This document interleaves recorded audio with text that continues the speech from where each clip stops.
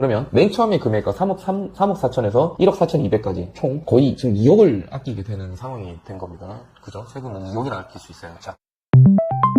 안녕하세요. 네, 오늘 얘기 드릴 거는 이제 그러니까 농지를 양도를 할 때, 10%가 이제 사업용이냐 비사업용이냐에 따라 이제 10% 정도가 중과세가 되고 안 되고가 차이가 나고, 또 농지 같은 경우는 자경 감면이라는 이제 자경 농지에 대해서 이제 1억 원까지 감면을 하는 그런 감면 제도가 있어요. 그래서 이렇게 총 세금을 총 3번, 그러니까 3번 정도로, 이제 3단계로 나누어서 이제 나올 수 있게끔 그렇게 되어 있는데, 그래서 이 농지가 정말 세금 절세를 할 수 있는 방법도 있고, 그 다음에 서류만 잘 구축이 된다면 방법도 많은데, 그게 구축이 안 되면 이제 얼마까지 넣을 수 있고, 또 구축이 되면 또 어떻게까지 될 수 있고, 그리고 그 외에 또 요건들 이렇게 한번 쭉 얘기 드려보겠습니다. 자, 먼저 세금을 갖다가 얼마 정도 나오는지 먼저 딱 얘기 드릴게요. 자, 10억, 그러니까 옛날에 보통, 그리고 농지는 양도 차익이 커요. 왜냐면 옛날에 샀다가 이게 지금 막 개발이 되고 이러다 보니까 요거를 갖다가 파는 상황이 되거든요. 그러다 보니까 양도 차익이 엄청 큽니다. 그렇게 돼서 취득가액이 5천만 원이고, 그 다음에 한 20년 이상 이제 보유를 하셨어요. 그래서 양도가액은 10억이라고 해보겠습니다. 5천만 원.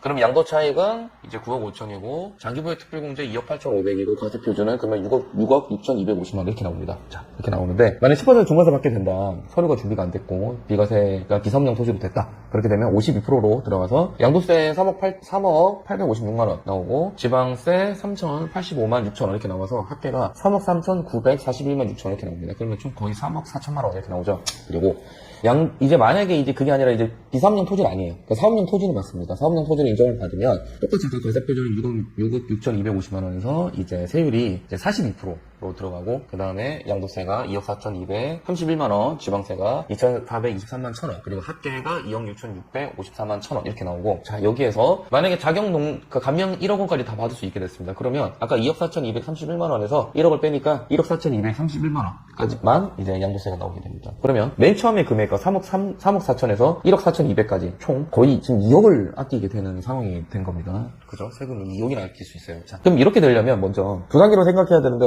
먼저 이제 사업용이 되는지 안 되는지. 그러면 농지 같은 경우는 사업용은 첫 번째 뭐예요? 제촌.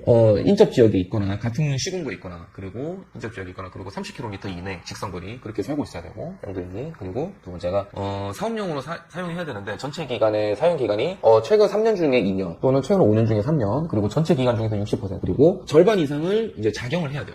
실전 농사를 해야 되는데, 절반 이상 농사를 해야 되는데, 그 농사 기간 중에서, 작용 기간 중에서 본인 소득이 3,700만 원이 넘는 게 있다. 그럼 그 구간은 빠집니다. 왜냐면 이거 부업으로 보기 때문에, 본업으로 보지 않아서 그런 거예요. 3,700만 원이 소득이 넘는 구간이 있다. 그럼 그거는 이제 작용 기간에서 뺍니다. 자, 그렇게로 따졌을 때 이게 사업용이 이제 해당이 되는 거고요. 무조건 사업용으로 토지가 되는 거 있어요.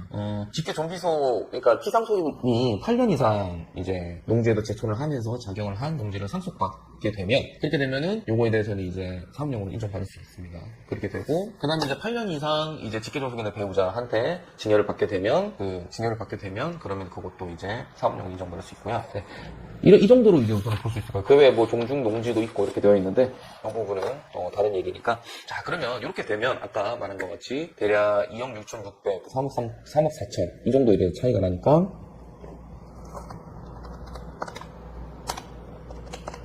대략 7,400만 원 정도 세금이 차이가 나게 됩니다. 7,400만 원 정도 차이가 나고요. 자, 그러면 이제 아까 얘기한 이제 자경 감면의 요건은 뭐가 있으면, 첫 번째 이제 농지여야 되고, 두 번째가 이제 8년 이상 작용을 해야 돼요. 8년 이상 작용을 해야 되고, 이제 같은 시군구, 그 다음에 연접 지역, 그 다음에 직선거리 30km 이내, 여기 다 똑같죠?